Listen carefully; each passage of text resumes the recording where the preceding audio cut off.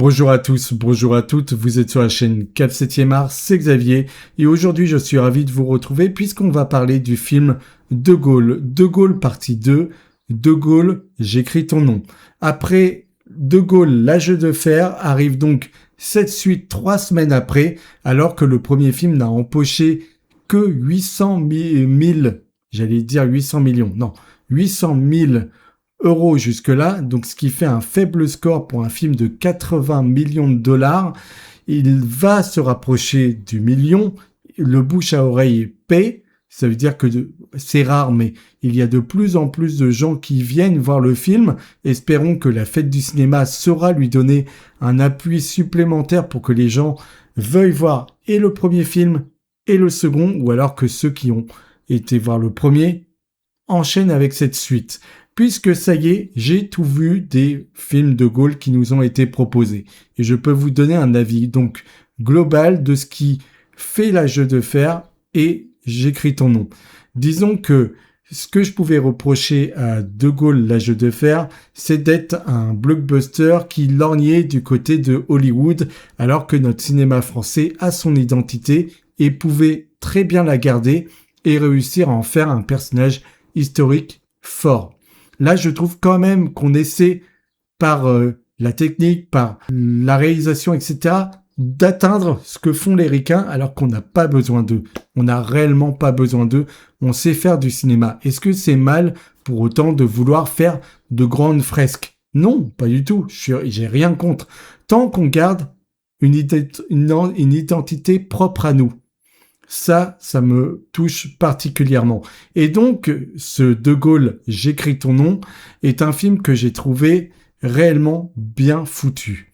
Je trouve que quand on regarde et la partie 1 et la partie 2, on a tout de même deux films qui sont très bien faits. Et là, je me dis qu'au niveau de son montage, ça a dû être un enfer au niveau des coupes, au niveau de ce qu'on veut raconter, au niveau de ce qu'on enlève, puisque raconter De Gaulle tel qu'ils l'ont fait, avec toutes les dates qu'il faut évoquer, puisque le film tombe tout de même dans le piège de devoir raconter les grands moments de Gaulle sans pouvoir en éclipser certains. Ils veulent faire plaisir aux spectateurs avec les grands moments marquants, mais du coup, on balaye très vite certains aspects.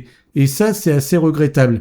Dans le deuxième film, on va s'attarder par exemple sur une bataille, et puis par moments, on va nous raconter ce qui se passe dans l'ombre, comment au niveau de la diplomatie, c'est assez compliqué.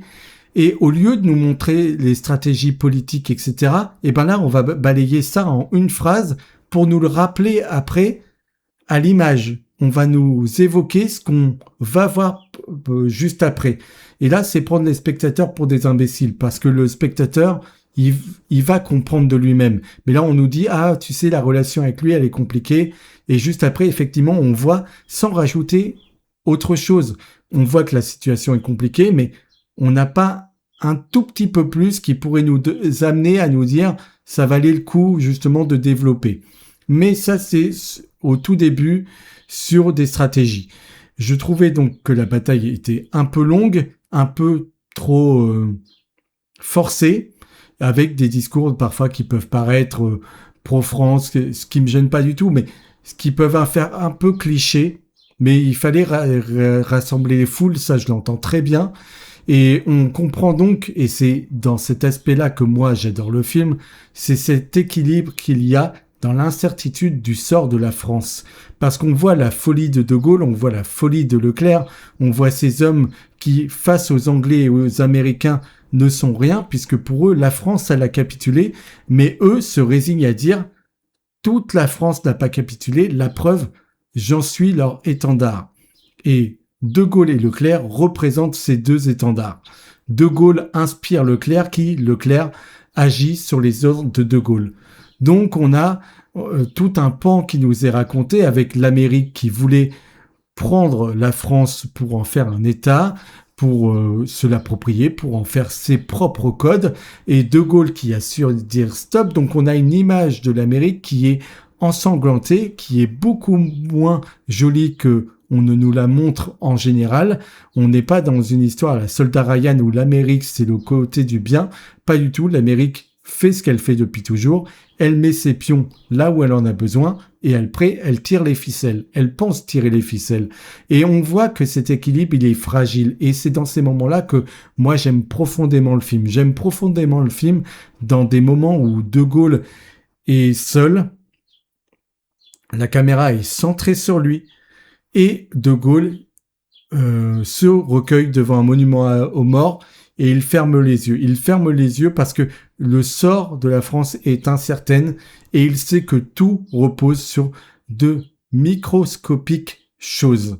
Et c'est ce que vont incarner Leclerc et De Gaulle dans ce film. Moi, je vous avais dit, le précédent film, je l'aurais fait dans l'ombre. J'aurais mis De Gaulle dans l'ombre, en tout cas, très peu présent pour montrer que la population l'écoute, qu'il y a une ferveur qui se fait autour de lui, qu'on le réclame et qu'il est, du coup, le grand étendard de la France libre, pour que dans le deuxième film, il soit beaucoup plus présent et qu'on lui porte la grandeur méritée parce qu'on l'aura amené dans le premier. Le premier film a fait le choix, comme le second, de mettre beaucoup en avant De Gaulle, et ils ont raison pour la performance de Simon Akbarian qui est sensationnel, mais on avait des personnages qui étaient entachés, on comprenait pas bien le fait qu'il y ait par exemple des acteurs très connus pour jouer des rôles si peu profonds, voilà. Par exemple, Benoît Magimel qui joue un soldat, c'est très bien, mais il n'incarne qu'un soldat. On n'a pas des petites lignes à côté pour lui faire vivre quelque chose. Karim Leclou qui joue l'assistant de De Gaulle, eh bien, il joue que son assistant et il n'y a rien à creuser sur lui.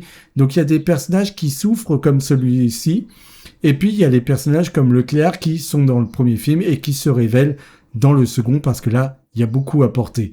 Et j'ai beaucoup aimé le moment où il y avait deux discours qui se faisaient, celui de Gaulle et celui de Leclerc, qui là ne font pas pompeux, mais qui montrent un tournant marquant de l'histoire. Et c'est ce que je vous ai dit, c'est toujours dans cet équilibre de tout peut cesser si nous ne réussissons pas.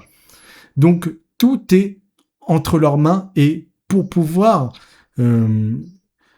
avoir les foules à ses côtés, il faut savoir s'exprimer, il faut savoir maintenir une population. Et c'est ce que font principalement ces deux hommes, et ils savent rester droits dans leurs bottes du début à la fin. Donc le film J'écris ton nom raconte donc comment De Gaulle a réussi à faire face aux Américains qui cherchaient à l'éclipser par-dessus tout, et comment la France aurait pu devenir bien autre chose.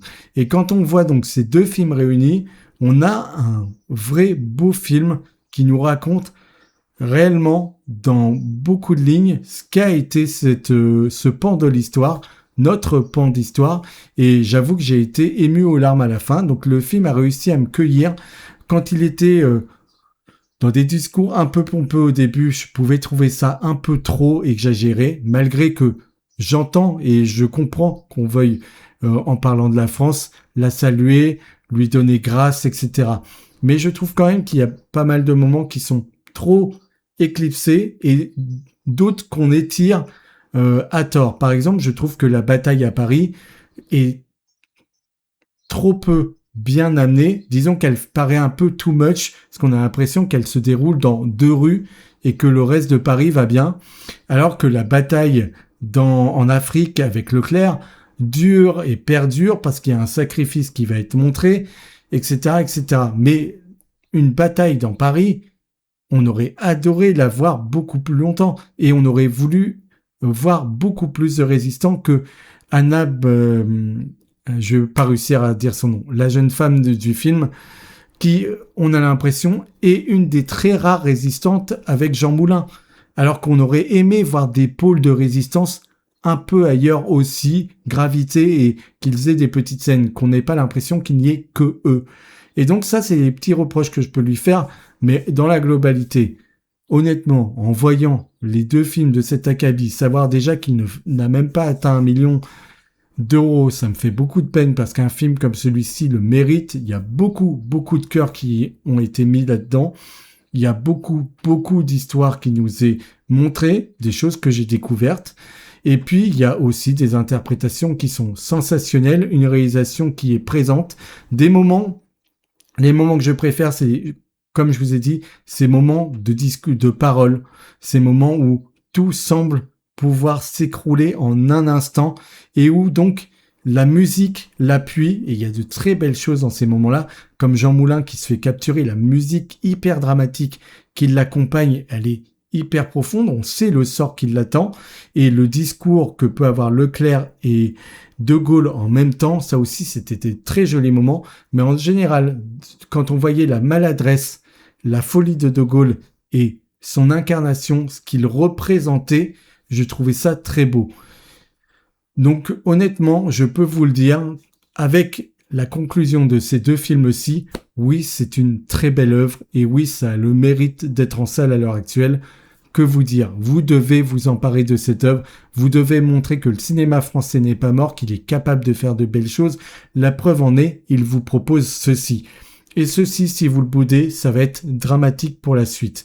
Donc voilà, Simon Akbarian, bravo. Thierry Lhermitte aussi ne démérite pas dans ce film. Il est bon dans son rôle. Et d'ailleurs, on voit que De Gaulle a fait du travail sur lui-même. Dans le premier film, il y a le français qui se refuse à l'anglais et qui restera français. Et en fin de film, on comprend qu'il fait un effort avec la langue pour pouvoir se faire entendre. Et dans le deuxième film, quand il a un interprète, il le donne à l'autre général avec qui il est en querelle pour montrer que lui, maintenant, a franchi un pas. Il est prêt à communiquer et il peut entendre ce qu'on a à lui dire sans passer par des intermédiaires. Donc c'est une figure forte à tous les niveaux qui nous est montré, un homme qui ne courbe pas devant l'ennemi et un homme qui a fait la France d'aujourd'hui. En tout cas, une partie de ce qui est devenu de la France est grâce à lui. Après, c'est nos dirigeants et ceux qui lui ont succédé qui ont amené à notre France actuelle. Mais voilà, c'est toujours beau de l'entendre, c'est toujours beau de la voir, et c'est beau de voir comment elle est racontée, parce que je ne doute absolument pas qu'Anthony Baudry et Antonin Baudry, pardon, qui a fait Le Chant du Loup, ait fait ce film en ayant les meilleures intentions possibles. Ça, je n'en doute pas. Mais je n'imagine pas le temps que ça a dû prendre pour monter ce film, le sacrifice de certaines scènes ou d'autres, et savoir comment réellement bien le raconter pour garder un rythme, pour garder une cohésion, pour garder une force. Tout ça, ça a dû être extrêmement périlleux. Mais moi, encore une fois, les moments intimistes, les moments où De Gaulle est dans une fragilité, c'est les moments que, personnellement, j'ai préférés. Voilà, c'est tout pour moi. Je vous laisse là-dessus. N'hésitez pas à liker, commenter, me faire part de vos retours, vous abonner à la chaîne. Et donc, c'en est terminé. De Gaulle, on lui dit au revoir et on lui souhaite un joli succès. Allez en salle.